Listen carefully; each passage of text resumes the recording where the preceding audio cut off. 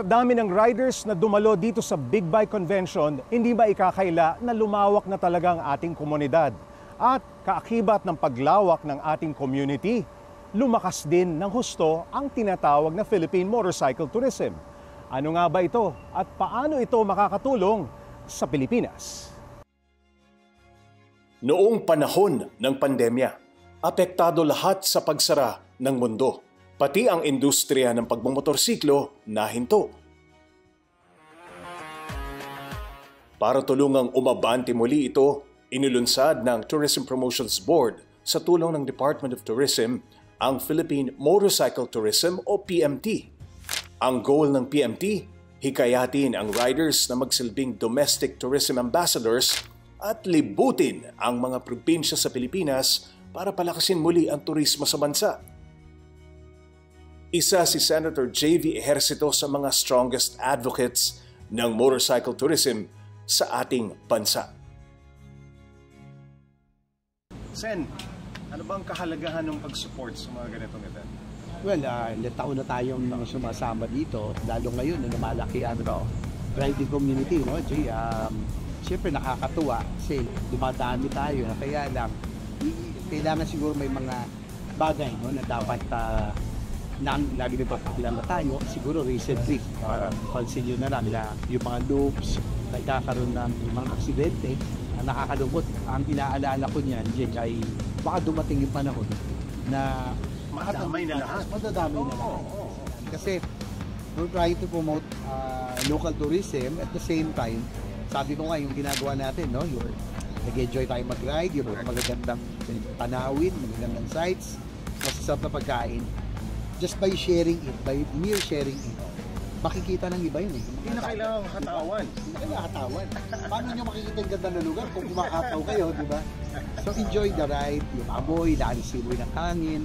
By mere sharing of these hidden treasures ng ating bansa, pag ito yung nakita ng mga pamilya at pinuntahan, naku, ang laking tulong.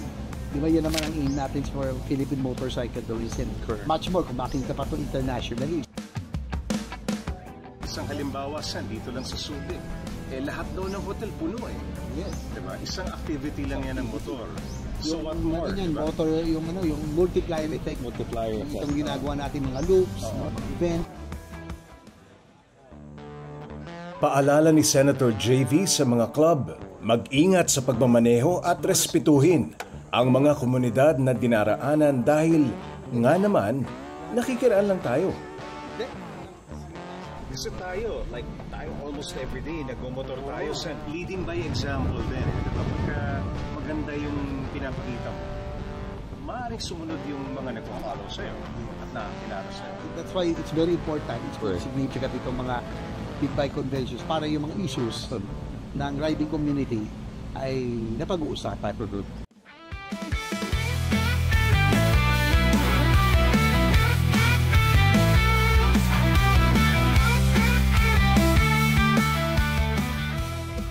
Aside from activities like the President's Meeting, hindi rin mawawala sa National Convention ang mga booth that caters to all our needs bilang rider.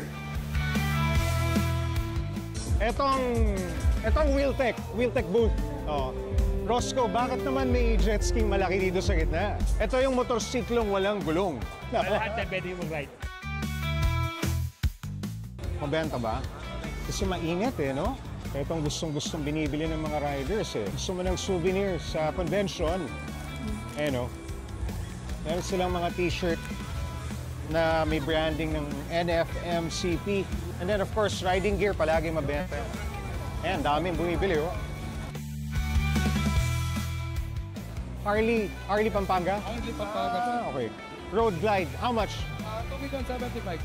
2,075,000 kung meron ka sa bulsa mo, bago motor. Mauwi na, pwede na iuwi. Pwede na, okay.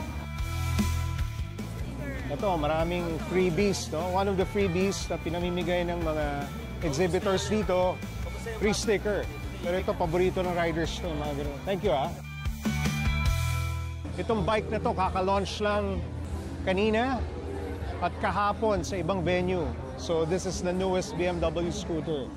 Ito yung kanilang e-scooter.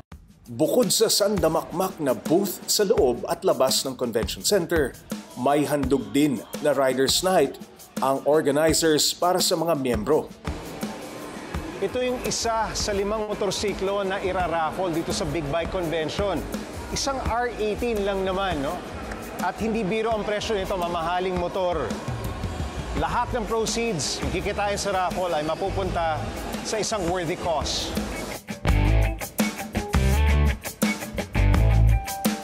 Hear from the riders coming all the way from Mindanao. Yes, buhay na buhay. Asa naman ang riders natin from Visayas? Very good. And of course, ang ating host region for the year, Luzon Delegates. So, 1, 2, 3, go!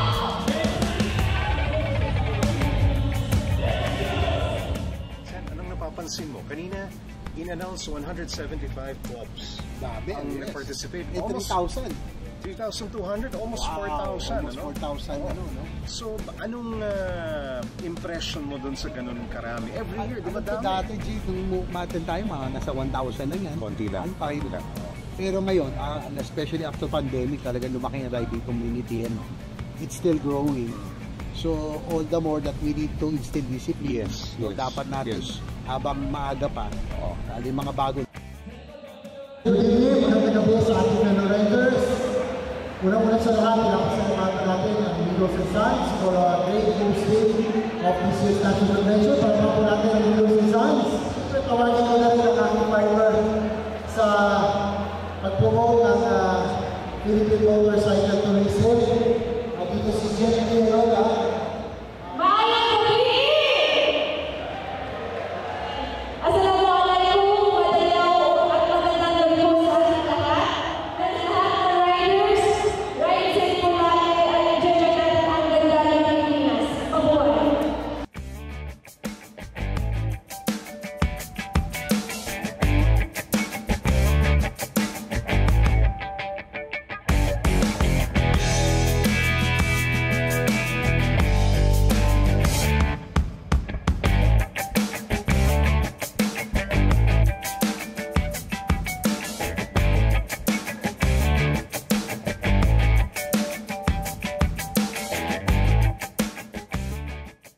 Motorcycle riding has indeed become a lifestyle. Patunay ang dami ng tao dito sa Subic, Zambales para dumalo sa Big Bike Convention sa tunay na passion nating mga rider.